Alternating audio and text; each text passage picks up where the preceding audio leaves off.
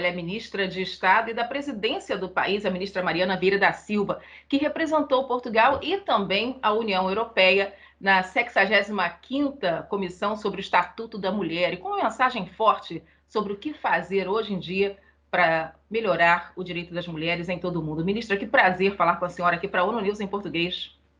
Muito boa tarde, bom dia, onde me estiverem a ouvir. É um prazer também. E a gente lembra que a ministra fala conosco direto de Lisboa, por isso boa tarde para ela e bom dia para a gente aqui em Nova York. Ministra, o que Portugal está fazendo para melhorar o avanço dos direitos das mulheres no mundo, mas também em cooperação com os homens, que são a parte fundamental dessa equação? Bom, nós este ano procuramos centrar-nos em duas dimensões fundamentais. Uma que nos acompanha há muito tempo, como colocar as mulheres, dar-lhes poder e capacidade de participação nos processos de decisão política, e uma outra ao qual não podíamos fugir, uma vez que vivemos um tempo muito particular, que é procurar saber quais são os impactos desta pandemia nas desigualdades entre homens e mulheres. Nenhuma crise é igual para os homens e para as mulheres, porque as crises afetam sempre mais aqueles que já estão mais desprotegidos.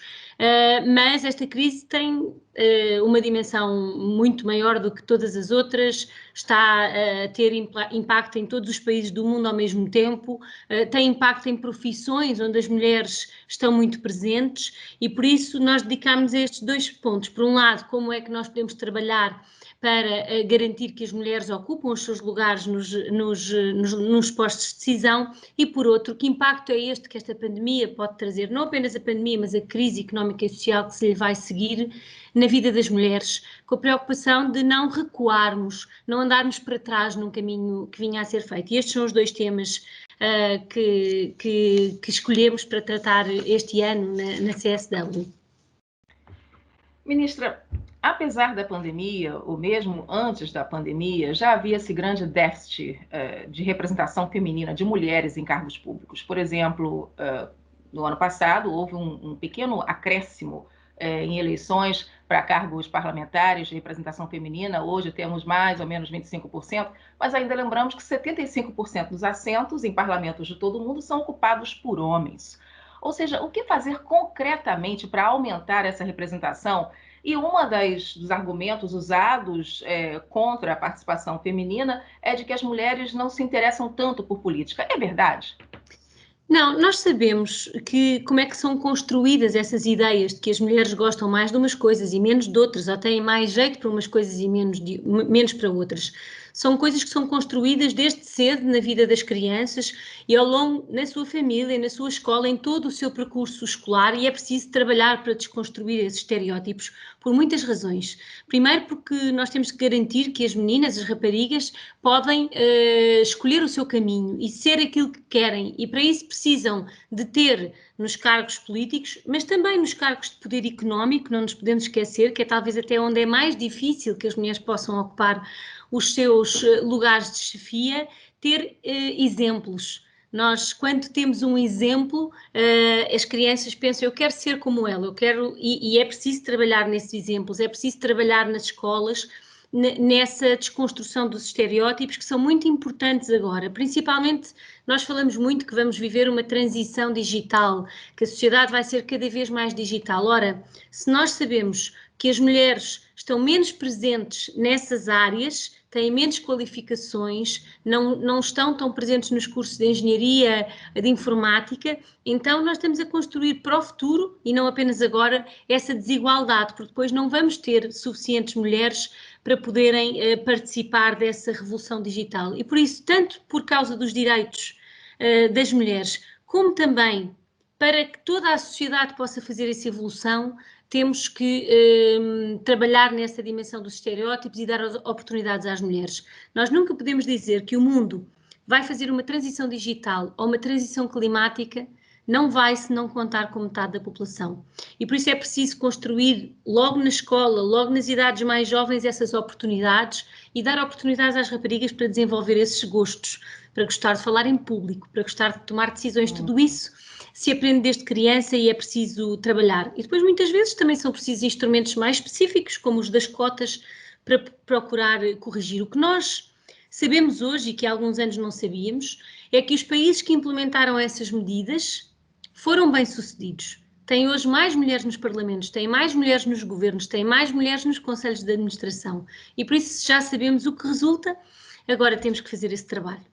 E tem mais mulheres lidando melhor e respondendo melhor também à questão da pandemia, como o próprio secretário-geral falou em seu discurso na abertura da CSW. Ministra, a senhora falou em construção de pontes, e Portugal é conhecido por construir pontes, por acolher migrantes. É um país que é classificado como um dos mais pacíficos do mundo, tem um bom relacionamento com os demais países na sua esfera de atuação, que é a União Europeia, mas também em outras áreas geográficas. Agora, violência de gênero, violência sexual está em todos os países. Como é que Portugal tem trabalhado, principalmente com os homens, para combater esse problema? Bom, nós tivemos há poucos anos um número de casos muito elevado, mais elevado que o habitual, e procurámos fazer um trabalho de ir a processos anteriores e fazer um levantamento do que é que tinha corrido mal. E estamos a procurar corrigir esses fatores e sabemos o que é muito importante e o que é que também estamos a trabalhar no âmbito da União Europeia. É muito importante que as mulheres saibam o que fazer, a quem se queixar e se sintam protegidas nessas primeiras horas depois da queixa, que são horas particularmente importantes, e estamos na União Europeia, desde a presidência alemã, a trabalhar na ideia de uma linha única em toda a Europa, que todas as cidadãs, todas as mulheres europeias saibam qual é a linha à qual se possam queixar. É preciso trabalhar em todas as esferas, porque o mais importante é garantir que uma mulher, quando apresenta uma queixa, é apoiada e se sente segura. E esse é o trabalho que em todos os países tem sido feito. No último semestre conversámos muito, em particular porque em tempo de pandemia temos muitas mulheres que estão fechadas em casa com os seus agressores. E se nós sabemos que o confinamento traz muitos desafios à vida de todos no âmbito da saúde mental, só podemos imaginar o que será partilhar a habitação com alguém que nos agride, e o que é preciso é estarmos sempre presentes no momento das queixas. Em Portugal, por exemplo, desenvolvemos, além da linha telefónica, um SMS, porque fechada em casa, em confinamento com o agressor, pode não ser possível fazer um telefonema, mas é sempre possível mandar uma mensagem escrita e procurar ter apoio. Diversificar as formas que as mulheres possam ter para pedir ajuda é uma questão crítica e que estamos a trabalhar não só no nosso país, como a nível da União Europeia, com uma resposta comum. A ONU News em Nova York está conversando com a ministra Mariana Vieira da Silva, ela é ministra de Estado e da Presidência de Portugal. Duas perguntas rápidas antes das suas considerações finais.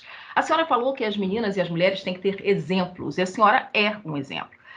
Foi difícil para a senhora começar na política? Houve preconceito, houve barreiras por causa do gênero? Como foi a sua experiência pessoal? Nós temos sempre a tentação, quando chegamos a um determinado lugar, de dizer que não tivemos problemas. Não tivemos porque os conseguimos ultrapassar. Agora, essa ideia de que há uma minoria de mulheres nos lugares de decisão política, é claro que é uma decisão que afeta. Eu nasci em 1978 e, portanto, já vivi num mundo de grande igualdade entre mulheres e homens no nosso país. Agora, ainda se sente todos os dias, em muitas esferas de decisão, essa diferença. Se eu posso dizer que senti discriminação, não senti pessoalmente esse afeto, mas sei que é um caminho mais difícil. É um caminho de afirmação mais difícil, que em Portugal está muito avançado. O governo hoje tem 40% de ministras e, portanto, estamos numa situação muito mais confortável. A verdade é que nós vemos sempre, por exemplo, agora na pandemia, nós sabemos que as mulheres são a maioria das que estão na linha da frente. Nós sabemos que as mulheres até são, em Portugal, neste momento, a maioria das cientistas na área da saúde. Mas mesmo assim, quando olhamos para as televisões, para quem tem mais intervenção pública na resposta à pandemia, são muitas vezes homens. E esse é um caminho que se faz, um caminho que só acaba quando cada menina souber que não há nenhum trabalho que lhe esteja impedido, não há nada que ela possa não ser. E por último, agora eu gostaria de falar da língua portuguesa. Essa língua que vai das Américas à África, falada em 4 continentes. De que forma ela ajuda a senhora, ministra, no seu trabalho e também em contato com os demais países de língua portuguesa pelo mundo?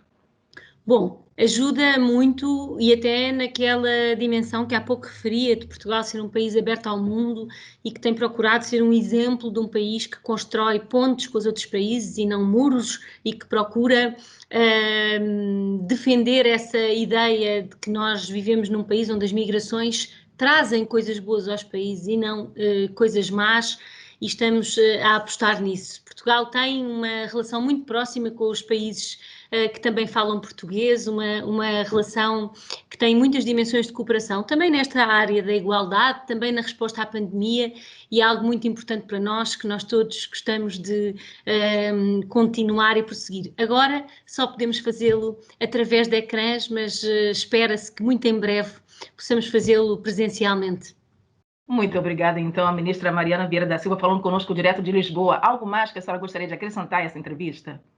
Não, eu acho que é preciso só termos em conta que esta pandemia pode trazer muito atraso na igualdade entre homens e mulheres. As mulheres muitas vezes tiveram que voltar às suas casas, acumular ainda mais trabalho entre o cuidar da família e o trabalho em teletrabalho, perderam muito emprego, perderam muitas horas trabalhadas, e nós temos sempre que ter presente que temos que corrigir o que aconteceu aqui, porque senão estamos a falar de desigualdades futuras nos salários, na ocupação de lugares de decisão, nas pensões, e, portanto, precisamos de responder a esta pandemia tendo em conta que só recuperaremos as nossas economias, a nossa vida em sociedade, se também recuperarmos desta forma como a pandemia teve um impacto mais negativo para as mulheres do que para os homens. Como tem dito o secretário-geral das Nações Unidas, esta crise tem um rosto feminino e é preciso respondermos tendo em conta essa desigualdade. Ministra Mariana Vieira da Silva, foi um grande prazer falar com a senhora diretamente de Lisboa e aqui em Nova York. Muito obrigada e bastante sucesso. Muito obrigada.